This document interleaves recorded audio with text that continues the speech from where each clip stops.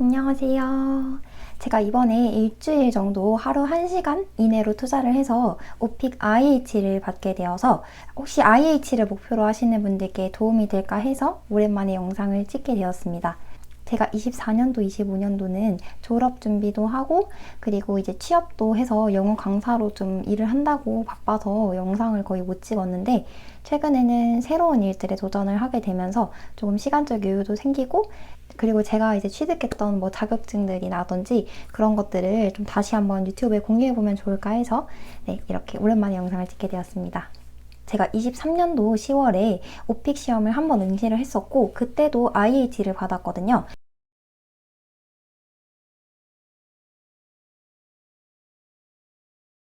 그래서 처음 오픽 시험 응시했을 때랑 그리고 최근에 이제 응시했을 때 어떻게 다른 방식으로 공부했지만 둘 다 좋은 성적을 받게 되었는지 말씀드리려고 합니다.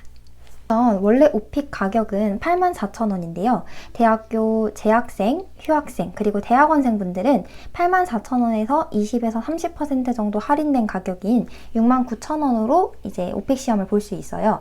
하지만 이제 오픽 시험 접수할 때 기존의 오픽 사이트와 그 다음 대학생분들이 할인받을 수 있는 페이지 자체가 다르기 때문에 그 홈페이지에서 어떻게 접수하는지에 대해서 제가 직접 보여드리면서 설명드리도록 하겠습니다. 이렇게 대학연합 오픽 사이트에 들어가시면 되고요.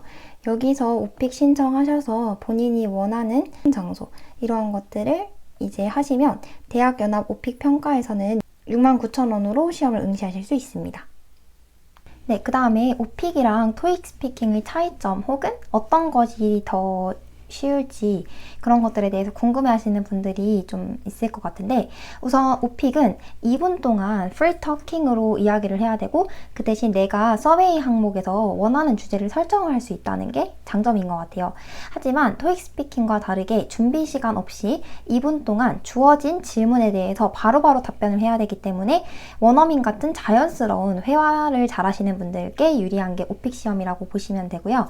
내가 이제 영어 말하기를 잘 못한다 하시는 분들은 오픽을 치기 이전에 토익 스피킹 먼저 치시고 그 이후에 준비를 하셔서 오픽 시험 치시는 걸 추천드립니다. 토익 스피킹 관련해서는 제가 이전에 AL을 받은 적이 있어서 영상을 찍은 적이 있는데 토익 스피킹은 템플릿을 잘 암기하고 기본적인 영어 베이스가 있다면 누구나 할 수 있다고 생각을 해요. 반면에 오픽은 2분 동안 풀 터킹으로 대화를 해야 되기 때문에 아무래도 영어 말하기 자신이 없으신 분들이 더 힘들어 하실 것 같아요.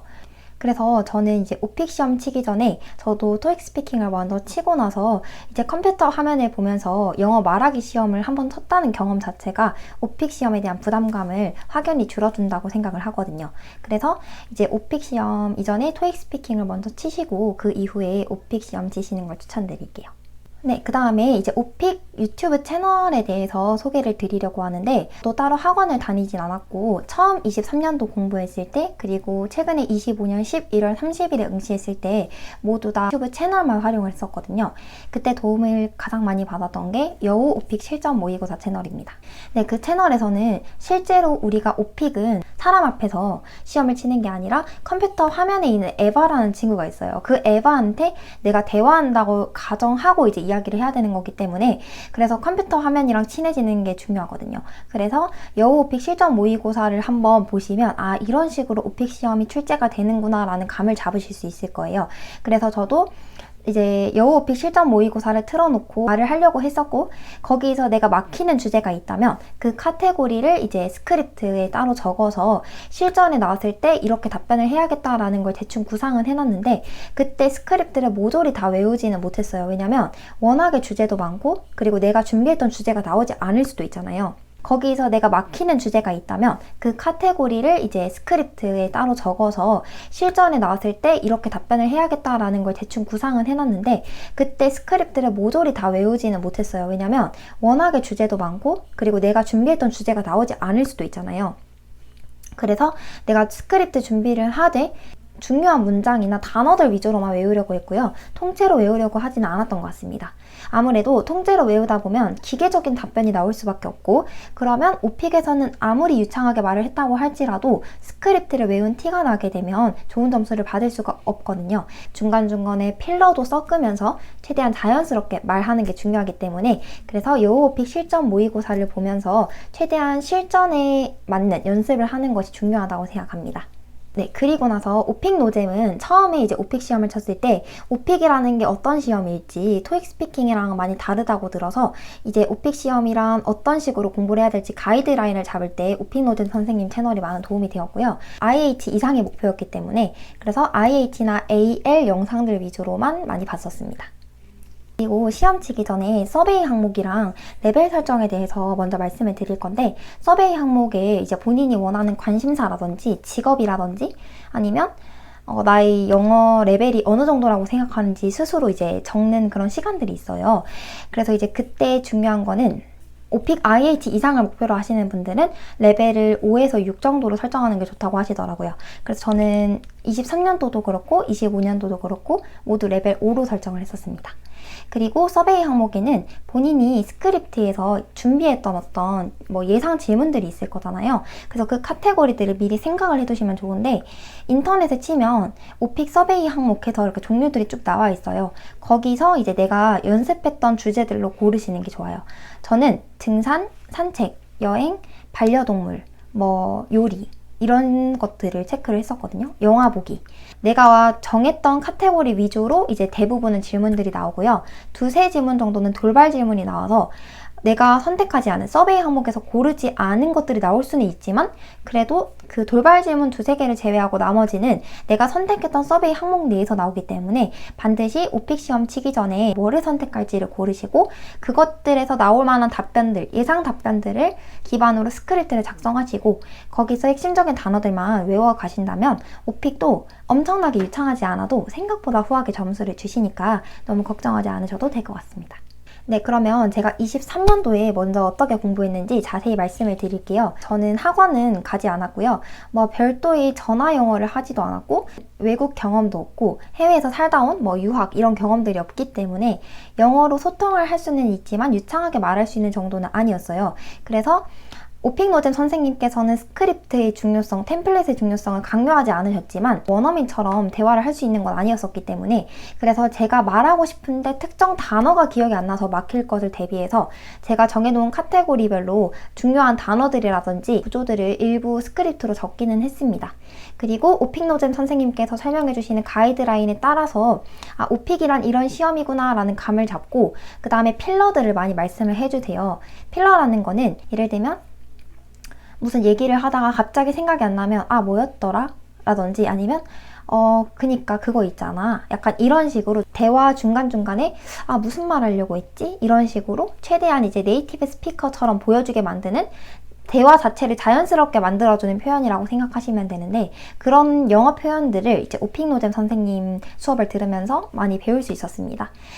가령 이런 게 있죠. What's the word? 무슨 단어였지 그거? 이런 거라든지 아니면 Let me see, here we go 이런 식으로 어디 보자, 이제 얘기해볼게 이런 거나, 아니면 It's a tough question, 좀 어려운 질문인걸? 약간 이런 식으로 좀 중간에 필러를 넣다 보면 본인도 갑자기 이 답변에 대해서 어떻게 해야 될지 감이 안 잡힐 때 이렇게 하는 것보다는 훨씬 더 좀 뭐라도 얘기를 하는 거잖아요. 그래서 본인이 갑자기 이제 어떤 말을 해야 될지 생각이 안 날 때 시간을 벌어주기도 하면서 또 자연스러움까지 더해주니까, 그래서 오픽에서 필러를 중간중간에 잘 섞어가면서 자연스럽게 대화하는 게 오픽에서 핵심입니다.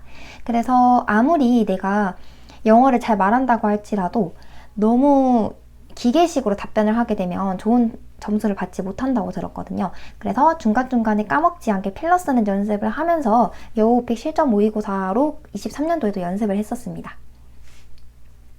네, 그리고 25년도에는 제가 23년도에 적어놓은 스크립트에다가 이제 제가 여우 오픽 실전 모의고사를 풀면서 내가 잘 답변하지 못했던 어떤 카테고리별로 질문들을 추가를 해서 외웠거든요. 그래서 내가 만약에 이제 서베이 항목에서 공원, 여행, 등산, 반려동물 이런 것들을 선택을 했다면 그 카테고리들 위주로 준비를 하긴 했습니다. 근데 스크립트를 모조리 다 외우려고 하진 않았고 그냥 내가 이런 공원이라는 카테고리가 나왔을 때 뭐가 나오겠다 예상 질문을 적고 거기 아래에다가 내가 만약에 공원에서 가장 기억에 남는 에피소드를 이야기해봐 라고 했을 때는 이렇게 답변해야겠다. 그리고 반려동물을 처음 만났을 때 어땠니? 라는 질문이 나올 때는 이런 식으로 답변해야겠다. 와 같은 특정 단어들, 표현들을 좀 적어뒀던 것 같아요. 그리고 그걸 기계식으로 외우려고 하진 않고 그때그때 이제 여우 오픽 실전 모의고사에서 마주쳤을 때 스크립트를 보지 않고 그냥 제가 생각나는 대로 자연스럽게 답변을 했던 것 같습니다.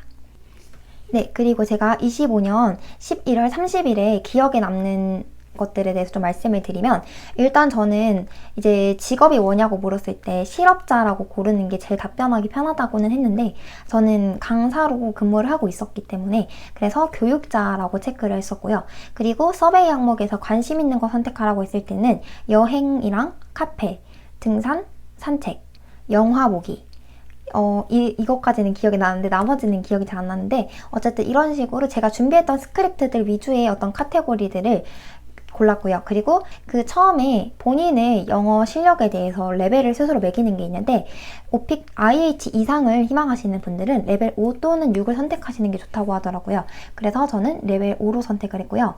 그리고 돌발 질문은 정말 당황스러웠는데 보통 제가 돌발 질문 준비를 할 때는 갑자기 예약을 바꿔야 되는 상황, 물건을 교환해야 되는 상황 이런 것들을 예상을 하고 그런 질문들만 준비를 했었는데 이번에 나왔던 거는 너가 이제 회사 야유회에 대해서 구상을 할 거고 그거를 팀장한테 얘기를 해야 되는 상황이다. 그런데 이제 회사 야유회로 등산을 갈 건데 그거에 대한 계획을 브리핑해서 너희 상사한테 이야기를 해. 라는 거였어요. 그래서 너무 당황스럽잖아요. 갑자기 직장에서 야유회로 등산을 가는 경우가 있을 수 있겠지만 저는 가본 적도 없고 그래서 최대한 이제 아무 말 대잔치를 뭐라도 얘기를 하려고 했던 것 같아요. 그래서 제가 이제 답변했던 거는 일단은 우리 회사 근처에 있는 북한산을 가는 게 어때? 그 거리가 가까우면 이제 우리 직원들도 힘들어하지 않을 거야. 그리고 등산을 가는 것도 힘이 들 수 있기 때문에 우리 등산 끝나고 다 같이 삼겹살이랑 소주를 먹자고 계획을 잡아보는 건 어때? 그러면 이제 우리 직원들도 동기부여를 받아서 앞으로 일을 더 열심히 할 수 있을 거야. 이런 식으로 진짜 아무 말 대잔치를 최대한 2분 안에 이제 하려고 했던 것 같아요. 그리고 이제 돌발 질문 두 번째 기억나는 거는 너네가 이제 회사 야유회를 갔어. 그래서 등산을 갔는데 갑자기 한 직원이 길을 잃어버렸대. 그거에 대해서 다른 직원들한테 너가 잘 설명을 해줘. 이런 것도 나왔거든요. 그래서 제가 너무 당황하긴 했지만 그래도 일단은 이제 앞에 직원들이 있다고 생각하고 얘기를 했어요. 지금 한 직원이 길을 잃었대. 그래서 우리가 산 정상에 지금 도착을 대부분 했기 때문에 우리 근처에 있는 오두막들이 많더라. 그래서 근처에 있는 오두막에서 쉬어도 괜찮고 아니면 산 정상에는 절 하나가 있는데 절이 템플이잖아요. 그래서 there is a temple on the top of the mountain. 산 꼭대기에 이제 절이 있어. 근데 거기 절에서 가면은 물이랑 음료들을 나눠준대. 그래서 거기서 조금 쉬다 가는 게 어떻겠냐. 뭐 이런 식으로 얘기를 이제 2분 안에 하려고 했었던 것 같습니다. 돌발 질문이 나올 수도 있기 때문에 내가 스크립트에 나오지 않은 질문들, 예상하지 못했던 질문들이 나왔을 때도 임기응변으로 답변을 하는 게 중요한 게 오픽이거든요. 그래서 최대한 많은 영어 단어를 알고 있으면 아무래도 좋겠죠. 그래서 갑자기 내가 이제 오두막에서 좀 쉬고 있어라고 말하고 싶은데 그게 기억이 안 나는 거예요. 그러면 답변을 하지 못하고 당황해서 어버버 하다 보면은 고득점을 받기 힘드니까 내가 스크립트에서 이제 외운 단어들 외에도 영어 단어들을 좀 자주 익히고 내가 만약에 영어 실력이 부족하다 할지라도 뭐 수능 영어 단어장이라도 사서 거기 나오는 기초적인 단어들만이라도 외우고 가시는 걸 추천드립니다.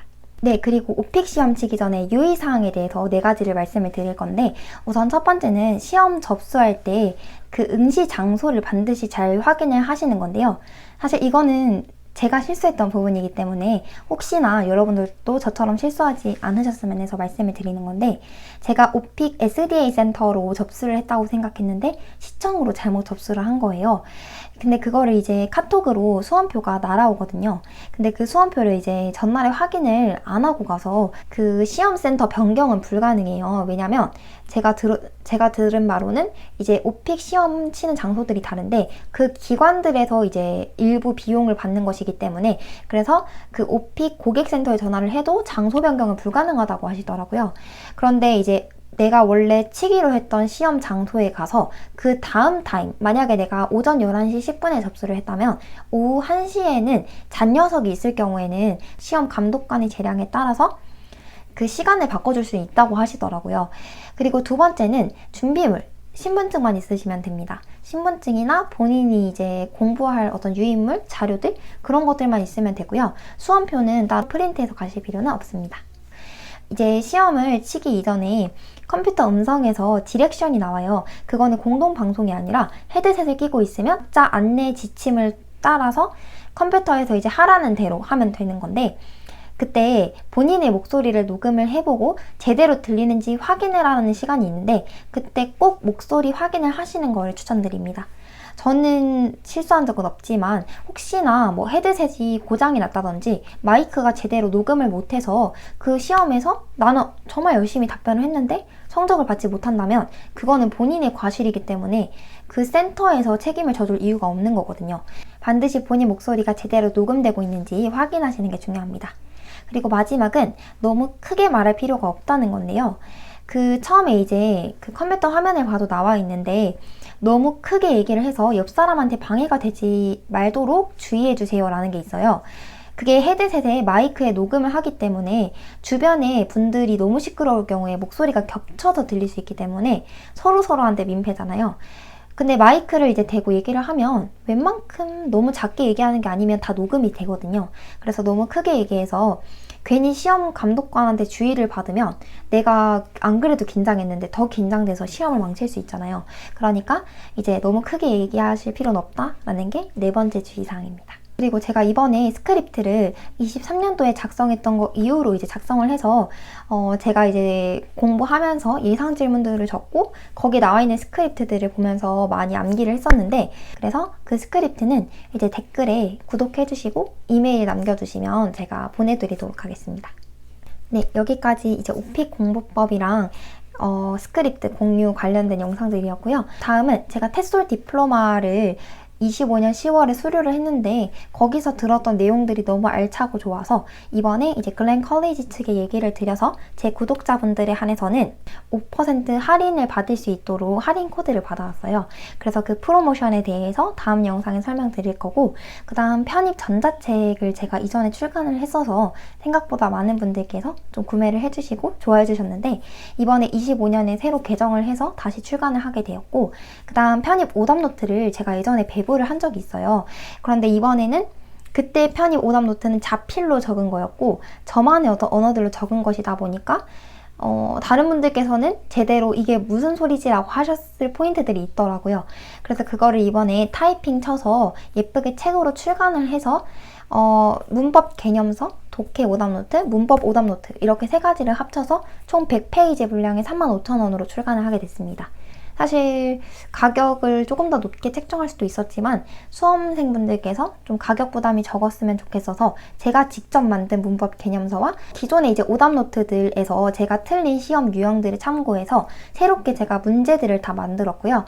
그리고 이제 독해에서는 뭐 이런 유형이 나왔을 때, 예를 들면 독해에서는 순서 유형이 나왔을 때 어떻게 문제를 푸는 게 좋은지 유형별로 꿀팁들도 다 정리를 해서 문법 오답노트, 독해 오답노트, 문법 개념서 모두 합쳐서 100페이지 분량을 35,000원에 출간하게 됐습니다. 그래서 그거와 관련된 영상으로 찾아오도록 하겠습니다. 감사합니다.